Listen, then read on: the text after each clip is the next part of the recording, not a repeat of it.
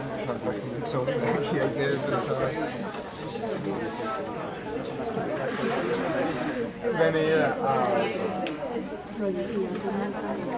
Venid a ver.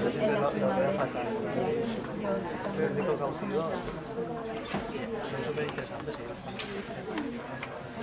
Sí.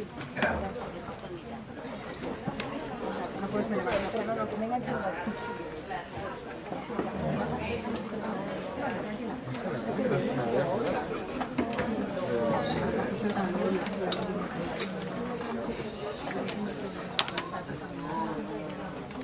Egipto que se ha hackeado,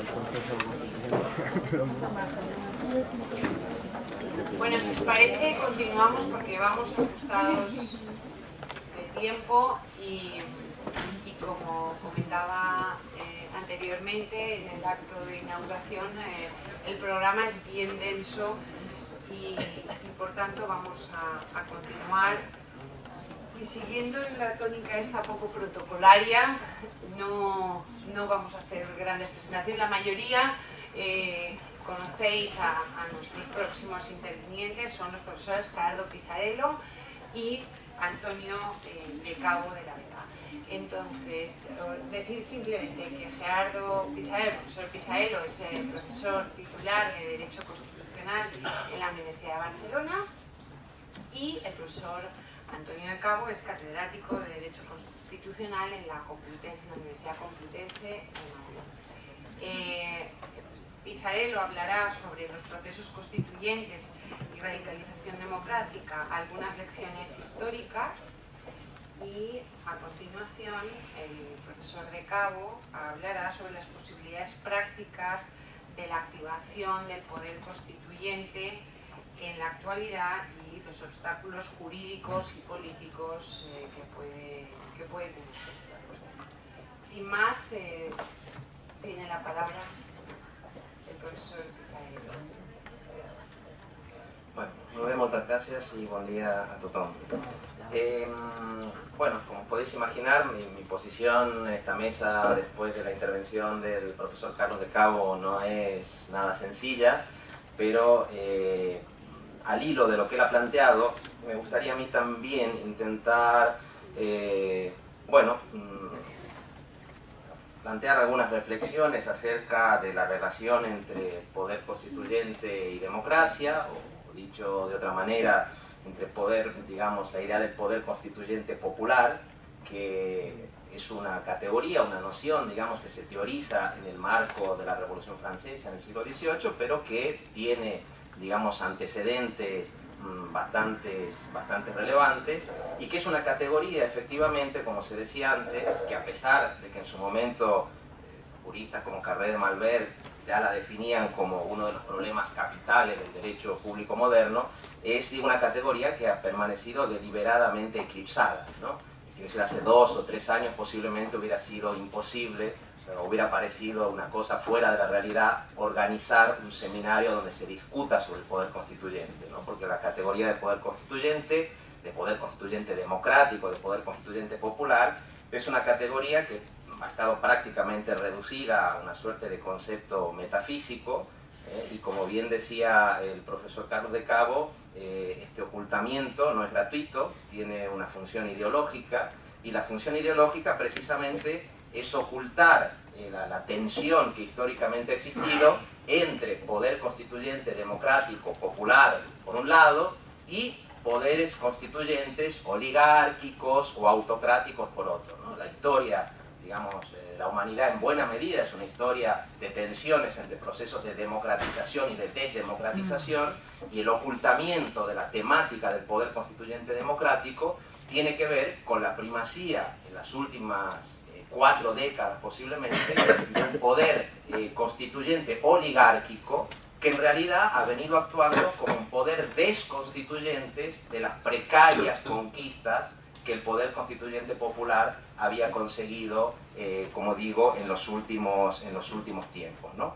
Y por eso me parece que puede ser útil, el profesor Carlos de Cabo ha adelantado algunas de estas cuestiones, hacer un ejercicio de historia conceptual, de recordar de dónde vienen estas categorías, la categoría de lo constituyente, la categoría de lo democrático, para ver efectivamente cómo esas categorías que están profundamente enraizadas en la historia del constitucionalismo moderno han sido deformadas de tal manera que hoy resultan en buena medida irreconocibles, ¿no? Por tanto, digamos, en este ejercicio de historia conceptual que yo me propongo de manera muy sucinta y quizá superficial hacer en esta media hora que se me ha concedido, creo que habría efectivamente que comenzar por decir que la idea de constituir democráticamente es una idea que, digamos, está presente ya en la antigüedad, ¿no? Tanto la idea de constituir como la idea de democracia. Constituir es una expresión que viene del latín, ¿no? De cum statuere, ¿no? De instituir com, que aparece, digamos, y tiene su desarrollo más cabal en el derecho público romano, republicano, y la idea de democracia, como todos sabemos, tiene su origen en el contexto de los regímenes políticos áticos, ¿no? Con anterioridad. Si uno se fija, digamos, qué supone en el derecho público republicano romano la idea de constituir, claramente esa idea, digamos, viene vinculada a una práctica digamos, legislativa específica y superior a otras prácticas, porque es el poder de poder, digamos, iniciar cambios legislativos radicales. Cambios legislativos que permitan precisamente eso, ¿no?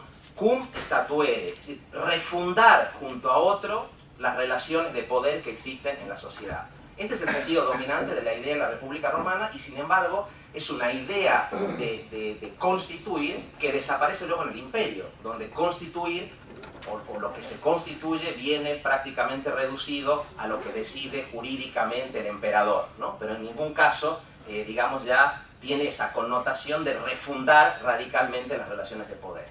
Y algo similar ocurre, ahora volviendo a un concepto anterior, con el concepto de democracia, que, como se decía anteriormente, ya en sus orígenes es un concepto que aparece con una fuerte connotación de clase, algo, digamos, totalmente distinto a cómo se identifica la democracia en la actualidad.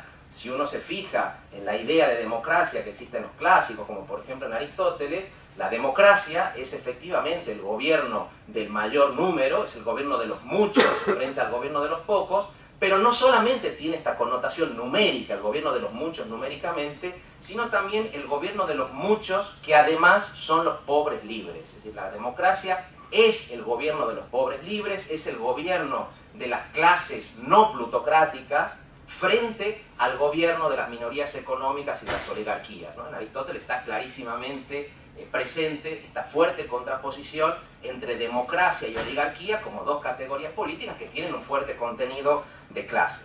Bueno, tanto la noción de constituir en el sentido republicano clásico como la idea de democracia como una categoría, ya digo, socioeconómica, eran categorías tan conflictivas que prácticamente desaparecieron durante muchos siglos del lenguaje político y del lenguaje jurídico, ¿no? Después de la República Romana y después de la democracia ática, uno, digamos, se encuentra con que la idea de democracia como se entendía originalmente desaparece, no se vuelve a utilizar en el mismo sentido, y tampoco la idea de constituir, que marchan, digamos, como ideas separadas y por otro lado olvidadas. ¿Cuándo se produce la recuperación y la convergencia de estos conceptos? ¿Cuándo se produce la convergencia que permite hablar de constituir democráticamente? Y que es la que está vinculada a la noción de poder constituyente democrático o de poder constituyente popular. Bueno, vuelve a aparecer, digamos, tardíamente en las últimas épocas de la Edad Media. Por ejemplo, una de las principales manifestaciones de esto tiene lugar en el siglo XIV con autores como Marsilio de Padua. Cuando Marsilio de Padua escribe su famoso Defensor Pacis en 1324, se plantea, digamos, un dilema básico de la época, ¿no? Es decir, hay un conflicto entre el emperador y el papa, en este caso entre Luis IV y Juan XXII, y entonces Marsilio de Padua tiene que establecer a quién corresponde la soberanía. Bueno, Marsilio de Padua dice que la soberanía no le corresponde ni al papa ni al emperador, porque ninguno puede constituir al otro, es decir, ninguno puede autorizar el ejercicio del poder por parte del otro. ¿Por qué? Porque el único sujeto que puede constituir a esos poderes es el pueblo. El único sujeto que puede constituirlo es un sujeto externo, es una fuerza extrainstitucional que Marsilio de Padua designa con diferentes terminologías. A veces habla de pueblo, pero a veces habla también de la multitud necesitada, ¿no? Y aquí ya hay ecos de la idea originaria de democracia, la multitud necesitada, la multitud en asamblea, que es, digamos, la fuerza capaz de constituir a los otros poderes. Bueno, aquí ya vemos cómo O sea, en el siglo XIV vuelve a aparecer con mucha fuerza estas categorías que van a preconcebir la idea de poder constituyente democrático, ¿no? La existencia de una fuerza extrainstitucional que instituye a la autoridad política, que es la que determina las formas de gobierno, y esto es muy importante, que no tiene ningún origen divino, no tiene ningún origen trascendental, es una fuerza material. Aquí hay una gran ruptura, digamos, que es la que produce Marsilio de Padua, que incluso cuando intenta explicar la justificación del pueblo como figura constituyente, recurre a los escritos de Aristóteles y de Galeno sobre los animales, ¿no? Hace una comparación material, dice el acto de instituir, de crear un gobierno nuevo y de condicionarlo, es un acto, digamos, material que se puede equiparar al nacimiento de un animal, incluso.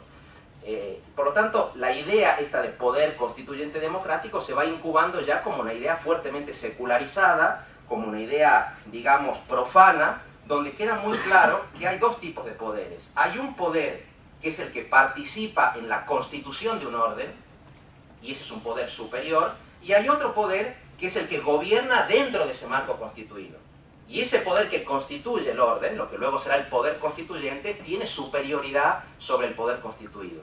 Esto es muy importante, como digo ya, en ese, digamos, escenario donde donde va a fermentar la idea de revolución democrática, y que luego se va a ir afirmando en los siglos siguientes. Se va a ir afirmando, por ejemplo, con las teorizaciones de los monarcómanos, ¿no? Que los monarcómanos lo que vienen a decir es ese poder constituyente popular en situaciones extraordinarias, cuando el gobierno es tiránico, cuando el gobierno es despótico, es un poder que se puede activar como poder de resistencia destituyente. Tan destituyente que es posible matar al tirano cuando el tirano abusa de su poder. Es decir, hay la justificación de que frente a un acto, digamos, abusivo por parte del poder, cuando ya no es posible restablecer, como decían los medievalistas, la constitución mixta, le cabe a ese nuevo poder constituyente actuar como un poder destituyente del poder arbitrario y constituyente de un nuevo orden, ¿no? Esta idea, digamos, también aparece en los monarcómanos y luego aparece en autores como Althusius, ¿no? Althusius es del siglo XVII, en 1603, donde queda claro ya que no solamente Dios, es decir, una figura divina, tiene capacidad constituyente, sino que, como decía antes, el pueblo también tiene esta potestas constitutiva, ¿no? Que en el caso de Althusius es muy interesante porque dice, digamos, pensemos en que todos estos autores están teorizando contra el Estado absoluto. Y entonces lo que dice Althusius es, cuando el pueblo es el que constituye, no constituye para crear un Estado, sino que constituye para crear formas políticas diferentes, que en el caso de Althusius es formas federativas, ¿no?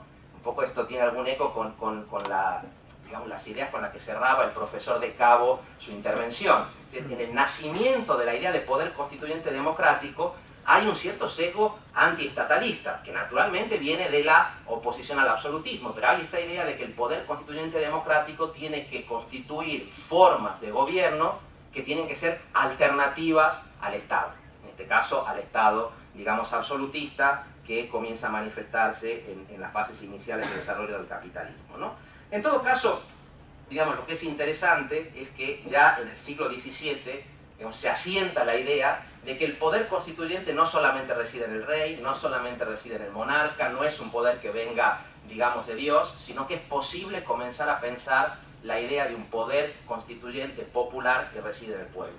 Naturalmente, cuando uno se fija en estos antecedentes, es más fácil entender lo que ocurre en los tres grandes procesos revolucionarios que dan lugar al constitucionalismo moderno, ¿no? La Revolución Inglesa, la Revolución Americana y posteriormente la Revolución Francesa, que desde cierta perspectiva teórica suelen ser calificadas como revoluciones burguesas o a veces como revoluciones liberales, pero que en mi opinión esa caracterización a veces puede resultar demasiado reductiva porque oculta lo que esas revoluciones tuvieron de procesos democratizadores. Fueron procesos constituyentes democratizadores de irrupción del pueblo, de la multitud necesitada en la vida política, aunque luego, digamos, esos procesos puedan haber sido cooptados, ¿no?, por fuerzas oligárquicas o aristocráticas. Pero las grandes revoluciones constitucionales modernas, contrariamente a lo que a veces de manera simplificada, a mi juicio, se explica en las clases de Derecho Constitucional, fueron bastante más que simples revoluciones burguesas o que revoluciones liberales, ¿no?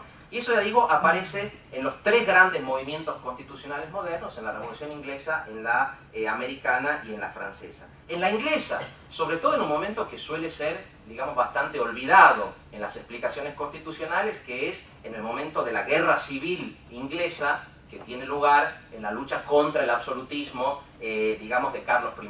Allí hay un primer proceso constituyente democrático, republicano, donde además tienen un protagonismo muy importante esas masas populares que estaban vinculados a esos grupos que eran los levelers o los diggers, que eran en realidad pequeños propietarios y campesinos sin tierra. Y son actores muy importantes en la lucha contra el absolutismo. La mayoría de ellos formaba parte del ejército de Cromwell, que luchaba contra Carlos I, y son ellos precisamente los que van a reactualizar el concepto de democracia. El concepto de democracia prácticamente había desaparecido del lenguaje político a lo largo de toda la Edad Media. Comienza a aparecer, ya digo, tímidamente con Marsilio de Padua, pero vuelve a aparecer en la Revolución Inglesa, donde los diggers y los levelers son precisamente acusados por sus adversarios de demócratas, ¿no? Demócratas es un insulto. ¿Por qué? Porque la democracia, como en su sentido clásico, es el gobierno de los pobres, es el gobierno de los que tienen que vivir de su trabajo, es el gobierno, digamos, en las lecturas elitistas y oligarquizantes, es el gobierno de los mediocres, de los que no pueden gobernar porque no tienen tiempo para reflexionar, porque están obligados a vivir de su trabajo, ¿no? Entonces, digamos, por lo tanto, aquí se inicia un proceso constituyente democrático que es visto como una gran amenaza, porque ese proceso constituyente democrático plantea, digamos, dos cuestiones capitales. Es un proceso constituyente que es ejercido como un acto colectivo, como un acto igualitario, protagonizado por los muchos y no por los pocos, y con un sentido, digamos, claramente conflictivo, porque lo que plantea es la rediscusión radical de las relaciones de poder. No solo en términos políticos, como pretendía en cierto sentido, digamos, Cromwell, ¿no? Es decir, lo que proponen los sectores populares de la Revolución Inglesa no es un simple instrument of government, no es un simple instrumento de gobierno, sino, digamos, replantear en términos radicales las relaciones políticas y las económicas. ¿Qué significa eso? Primero, radicalizar la participación popular, es decir, reconocer que el principio de representación solo puede ser aceptable en la medida en que los pobres puedan participar en las elecciones y en la medida en que los representantes resultantes de esas elecciones rindan cuenta ante sus propios electores. Que rindan cuentas ¿cómo? A través de la revocación de mandatos, a través de mandatos electoralmente reducidos. Digamos, esto es un elemento central dentro de las cuestiones que plantean, digamos, líderes, levelers como Liburn, cuando, digamos, idean lo que para ellos tendría que ser el agreement of the people, ¿no? Un nuevo acuerdo popular. Por lo tanto, la profundización de la participación por un lado, y por otro lado el cuestionamiento de las relaciones económicas existentes. Es decir, no puede haber participación popular masiva, no puede haber incorporación de las clases populares a la política si no hay reforma económica. Y la reforma económica en ese contexto tiene un nombre, reforma agraria. Si no hay reparto de la tierra, no puede haber participación, digamos, política real, ¿no? Por lo tanto, aquí, digamos, ya se configura, en ese contexto de la Guerra Civil Inglesa en 1640 y 1650, esa idea del pueblo entendido como la multitud que tiene el poder para constituir y alterar las leyes fundamentales, incluso para abolirlas. Porque, digamos, la idea de fondo es que no es la negación de la representación, no hay una negación de la representación, pero sí la idea de que la representación política es simplemente un acto fiduciario, un acto de confianza, en el cual el representante ¿no? tiene una relación de fideicomiso con los representados, está obligado a cumplir unas determinadas funciones, y si no cumple con esas funciones, los representados tienen derecho a quitar el gobierno, a abolirlo e incluso a levantarse contra ese gobierno, ¿no? Ya en 1688, cuando ese periodo del proceso constituyente democrático comienza a decaer, alguien como John Locke, que a veces se presenta como un teórico liberal, cuando la palabra liberal ni siquiera existía, digamos, en ese momento, la construcción, digamos, del contractualismo de Locke tiene como elemento de cierre el derecho a la rebelión. Digamos que a veces se olvida, ¿no? Locke es uno de los primeros defensores, precisamente porque es heredero de ese proceso constituyente democrático, del derecho de resistencia. Es decir, si los representantes no cumplen con las funciones para los cuales el pueblo les encomienda, siempre le cabe al pueblo el appeal to heaven, ¿no? Clamar al cielo, el derecho de resistencia. Por lo tanto, participación popular, reforma económica y derecho de resistencia forman, digamos, las piezas claves de ese proceso constituyente democrático. Esa misma idea se traslada al otro lado del océano. Si uno se fija cómo se produce el proceso constituyente de las colonias americanas que luchan, digamos, por la independencia del Imperio Británico, ve, digamos, algunos elementos similares, ¿no? En el año 1777, por ejemplo, Thomas Young, que es un patriota radical de Pensilvania, escribe una carta a los habitantes de Vermont, donde ya distingue entre el Supreme Constituent Power, ¿no? El poder constituyente supremo, y el poder supremo delegado, que no puede ir más allá de lo que el poder constituyente le manda, so pena de convertirse en un poder tiránico, sujeto a la rebelión, a la destitución, etcétera, etcétera. Esto ya está presente en 1777 en las colonias británicas. Claro, 1777 es un año después de la Declaración de la Independencia y un año después de la aprobación de constituciones locales, como la Constitución de Virginia, como las constituciones en Massachusetts y en otras colonias norteamericanas. Constituciones que han sido aprobadas por convenciones constituyentes que han sido convocadas de manera ilegal al margen del orden legal colonial que existía en ese momento. Es decir, que son convenciones constituyentes que son hijas de una ruptura con el orden, digamos, legal vigente, que, digamos, son ejercicios, por lo tanto, de un poder originario, de un poder que no está previamente constituido, y que dan lugar a constituciones que recogen, grosso modo, algunos de los principios de ese proyecto democratizador en el ámbito político y en el ámbito, digamos, económico, ¿no? Otra vez, el reparto de la tierra, la existencia de cargos representativos sujetos a mandato revocatorio, cargos que son, digamos, rotación en los cargos, mandatos cortos en su duración, y, como siempre, el derecho, digamos, de cierre, el derecho de resistencia, que ya aparece efectivamente en la Declaración de la Independencia de los Estados Unidos, ¿no? Consideramos como verdades autoevidentes que los hombres han sido creados iguales por Dios y que gozan del derecho a la vida, a la libertad y a la búsqueda de la felicidad. Y si un gobierno no respeta esas funciones, le cabe al pueblo el derecho a cambiar ese gobierno, a abolirlo e incluso a reemplazarlo, digamos, por otro, ¿no? Por lo tanto, es un esquema bastante similar. No hay todavía una teorización del poder constituyente, no hay una teoría, pero fijémonos que hay embriones de una discusión que ya viene de la Revolución Inglesa, que viene de Marsilio de Padua, que viene de los monarcómanos, ¿no? Por tanto, esto también se plantea en el caso de la Revolución Americana y tiene algunos, digamos, teorizadores, en cierto modo destacados, como fueron Thomas Jefferson, que fue el encargado de redactar la Declaración de la Independencia, y un personaje curioso y muy atractivo de esa época, que es el revolucionario inglés Thomas Paine, ¿no? Thomas Paine en ese contexto pronuncia una frase famosa que es: la Constitución no es el acto de un gobierno, ¿no? Es el acto de un pueblo que constituye un gobierno. Es el pueblo el que constituye al gobierno y no los gobiernos los que aprueban constituciones.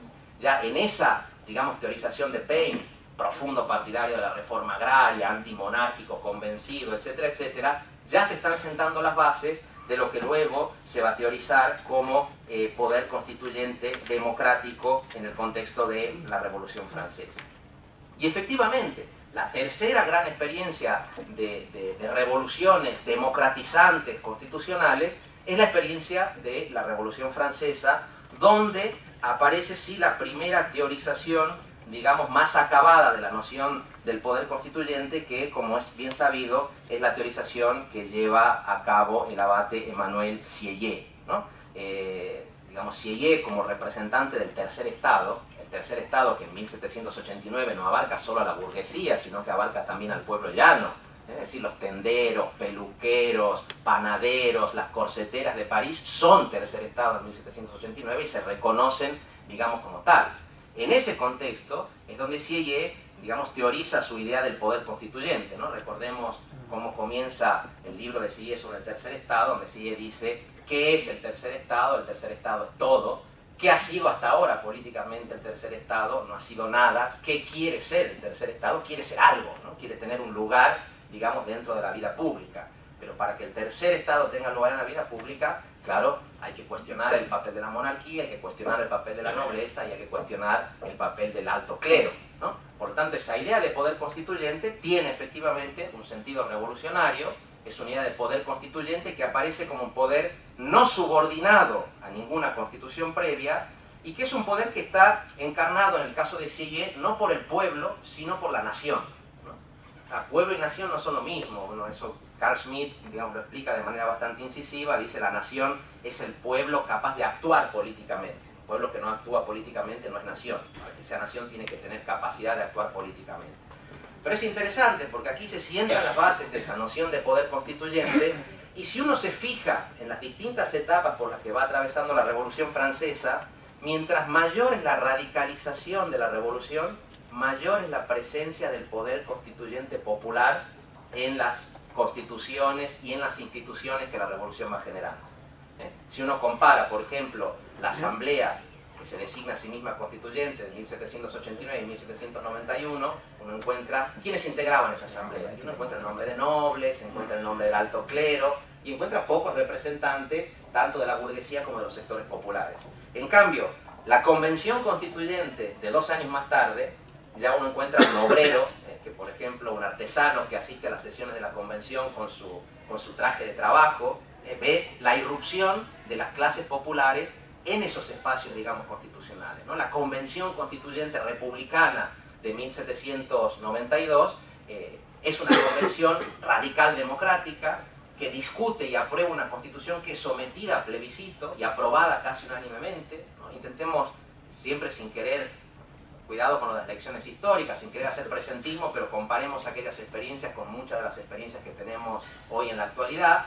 Es una convención, ya digo, aprobada a través de un plebiscito unánimemente, que da lugar posiblemente a la constitución más democrática de todo el siglo de la Revolución Francesa, que es la Constitución de 1793.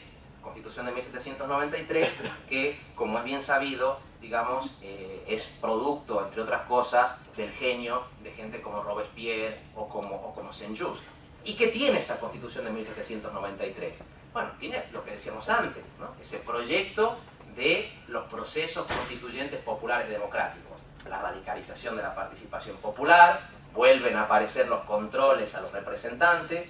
Fíjense la idea de la representación que tiene Robespierre, que es interesante, ¿no? En un famoso discurso que pronuncia en la convención, cuando Robespierre explica su idea de democracia, dice: entiendo por democracia el gobierno donde el pueblo hace por sí mismo todo lo que puede hacer y a través de representantes controlados todo lo que no puede hacer por sí mismo, ¿no? Fíjense que es una inversión de la idea de democracia que tenemos hoy, ¿no? La idea de democracia es votar cada 4 años entre representantes que se parecen como Coca-Cola y Pepsi-Cola y luego todo el mundo a ver el Gran Hermano o el partido de fútbol, ¿no? Para Robespierre la democracia es el gobierno donde el pueblo hace por sí mismo todo lo que puede hacer y a través de representantes controlados lo que no puede hacer por sí mismo. Y eso está reflejado en las instituciones y en los mecanismos de participación de la Constitución de 1793. De la misma manera que están representados por primera vez los derechos sociales, ¿no? Eso que Robespierre y Saint-Just llamaban el derecho a la existencia, el derecho a la instrucción pública, el derecho a los socorros públicos, que ya aparece por primera vez en ese texto constitucional, en cuya convención se discute una cosa evidente: para garantizar derechos sociales hay que introducir límites al derecho de propiedad concebido como un derecho absoluto. Y junto a esa idea de derechos sociales aparece como elemento, digamos, de cierre, lo que decíamos antes, el derecho a la insurrección, ¿no? Otra vez, el derecho a la insurrección, que se dice, el derecho a la insurrección es un derecho sagrado de los pueblos y a su vez es un deber indispensable, ¿no? Por lo tanto, digamos, lo que vemos es que tanto en el caso británico como en el caso norteamericano y como en el caso francés hay procesos constituyentes. Me están quitando 5 minutos, tengo el control aquí bastante bien hecho, pero bueno, voy a tratar de ajustar. ¿No? Se producen, digamos, procesos constituyentes, como digo, democratizadores en esos 3 procesos, que naturalmente generan muchísimas resistencias. Generan resistencias, digamos, de oligarquías, aristocracias y monocracias de todo tipo, que lo que intentan hacer, bueno, es lo que siempre han intentado hacer los poderes oligárquicos elitistas, ¿no? Neutralizar, domesticar, minimizar la presencia del poder constituyente popular, por diferentes vías, ¿no? Por la vía de la fuerza, de la violencia directa, por la vía de la modificación efectivamente de las instituciones que permiten la participación popular, y en ese sentido es verdad que esos tres procesos constituyentes revolucionarios democráticos sufren finalmente una clausura antidemocrática. Lo sufre la primera revolución inglesa con el protectorado de Cromwell primero, pero luego con el cambio de una república democrática por una monarquía más o menos parlamentarizada, donde la participación popular queda desdibujada y donde se protege la propiedad privada. Queda desdibujado el proceso constituyente democrático americano con la Constitución de los Estados Unidos en 1787, que contra lo que a veces se quiere hacer creer es una constitución profundamente antidemocrática, que no guarda ningún tipo de sintonía con la Declaración de la Independencia y con el proceso democratizador que se había iniciado anteriormente, y se cierra también en el caso de la Revolución Francesa con el golpe de Estado de junio de 1794 contra el gobierno jacobino en el que había gente como Saint-Just y Robespierre, que da lugar precisamente a la aprobación de otra constitución, la Constitución termidoriana, ¿no?, de 1795, que se basa en los principios totalmente opuestos. Donde una pedía participación popular, la otra pide votos censitarios, solamente pueden votar los propietarios. Donde una pedía el derecho a la existencia, los derechos sociales, la otra pide blindar el derecho de propiedad privada. Donde una reconocía el derecho a la insurrección, etcétera, etcétera, ahora lo que se reconoce es el derecho a la seguridad, ¿no? El derecho a la insurrección es el derecho a la inseguridad, como decía el profesor Carlos de Cabo, pues blindar el derecho, digamos, a la seguridad, ¿no? Por lo tanto, lo que se pone en marcha es una especie claro, no es casual, por ejemplo, que en esas constituciones termidorianas vuelva a aparecer una persona como Sieyès. Robespierre llamaba a Sieyès el rompeolas de la revolución, porque Sieyès, por un lado, es el teórico del poder constituyente como poder democrático, pero también es el teórico de la necesidad de domesticar ese poder constituyente para reconducirlo al orden de los poderes constituidos.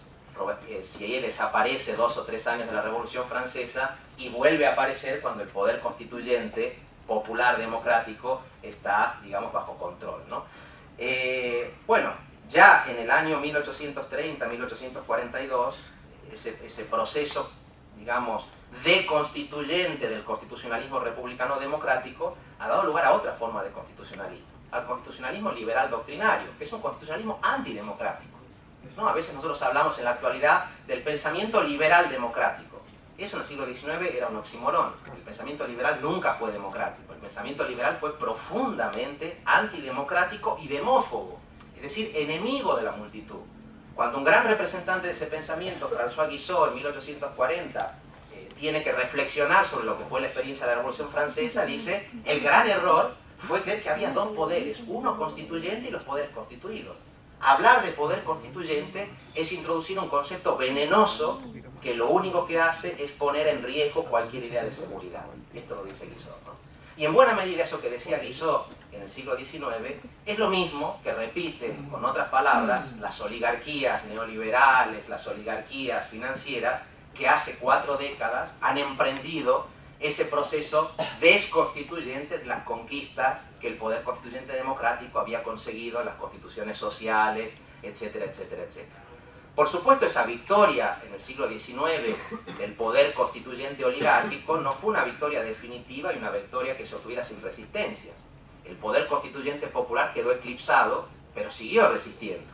Resistió en Estados Unidos, resistió en Inglaterra con el movimiento cartista, con los movimientos a favor de la reforma electoral, resistió en Francia con la Revolución Francesa de 1848 y resistió también, como decía el profesor Carlos de Cabo, con la organización de centenares de formas de cooperativas, autoayudas, formas de organización obrera y de organización popular por fuera de las relaciones capitalistas que comenzaban a ponerse en marcha y que son las que darían lugar al origen del movimiento obrero, del movimiento anarquista, de los movimientos socialistas, de los movimientos comunistas. Es decir, que también en ese contexto de derrota aparente de las clases populares como producto de ese contragolpe oligárquico, salieron a la luz, emergieron formas de resistencia popular que fueron generando nuevas instituciones en la realidad y que fueron generando las condiciones para nuevos procesos constituyentes democráticos que tendrían digamos, lugar en el futuro, ¿no? Y no solamente los generaron en Europa, sino que se expandieron por el mundo, porque el llamado al poder constituyente democrático en Francia, en la Revolución Francesa, tuvo su eco en Haití, cuando los esclavos haitianos, los esclavos negros, los llamados jacobinos negros de Toussaint Louverture, dijeron: si hay derechos del hombre y del ciudadano para París, también tiene que haber derechos del hombre y del ciudadano para nosotros en las colonias. Y esa idea, ese eco, también se hizo sentir en América Latina, en los levantamientos de Tupac Amaru. Es decir, que el demos del poder constituyente democrático es un demos que se vio desbordado y que se vio expuesto a múltiples expansiones, ¿no? Aquí podríamos tener un capítulo aparte para la irrupción de las mujeres y de distintos sectores sociales en esos procesos constituyentes democratizantes. Por lo tanto, y con esto, digamos, termino, la idea es que tiene sentido regresar también a la historia, porque en buena medida en la memoria de las luchas populares encontramos buenos argumentos para decir que no hay fin de la historia, que la historia no está acabada, que la historia efectivamente está abierta, que el poder constituyente puede ser eclipsado, puede ser minimizado, pero que ese poder constituyente democrático está vivo y que en los contextos de crisis es cuando más puede efectivamente demostrar su vitalidad, y que por lo tanto la historia no está escrita nunca de una vez y para siempre, sino que depende de lo que las mujeres y hombres de carne y hueso puedan hacer, y que recuperar esa memoria también nos sirve a nosotros en el presente para saber, digamos, cómo deberíamos actuar. Muchas gracias.